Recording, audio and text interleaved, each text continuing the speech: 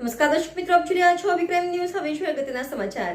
Crime બ્રાન્ચની team નાસ્તા ફરતા આરોપીઓને ઝડપી પાડવા મેદાને છે, ત્યારે ક્રાઇમ બ્રાન્ચની ટીમે બાતમીના આધારે વરાછા પોલીસ મથકમાં છેલ્લા 21 વર્ષથી વાહન ચોરીના ગુનામાં નાસ્તા ફરતા રીઢા ચોર એવા રાજસ્થાનના સિવાના ગામના રામદેવ પીર મંદિરના સાધુનું વેશ ધારણ કરી રહેતા ચોર એવા છેલસિંહ રામસિંહ હવૈયાને ઝડપી પાડ્યો હતો અને તેને સુરત લાવી તેનો કબજો વરાછા પોલીસને સોંપવાની તજવીજ હાથ ધરી હતી. રિપોર્ટર રાજેશ મારકણા, અભિક્રાઇમ ન્યૂઝ, સુરત. મહેરબાન સીપી સાહેબ તરફથી સુરત શહેરમાં નાસ્તા પડતા આરોપી પકડવાની એક ઝુંબેશ આપવામાં આવેલી છે.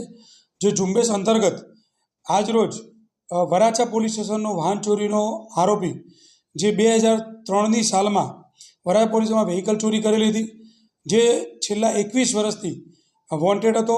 એ આરોપીનું નામ છે છેલસિંહ રામસિંહ ગવૈયા.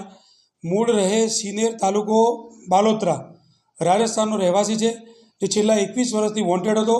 એ આરોપીની અમને બાતમી મળી કે એના ગામથી 8 કિલોમીટર દૂર સિવાના ગામ ખાતે એક નાની પોતાની મંદિરની દેરી બનાવી અને સાધુ વેશ ધારણ કરી અને ત્યાં રહે છે અને સાધુ જીવન ગાળે છે.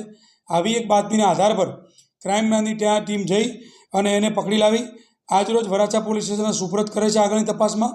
આ આરોપી 2003ની સાલમાં વરાછા શાક માર્કેટમાં મજૂરી કામ માટે આવેલો હતો.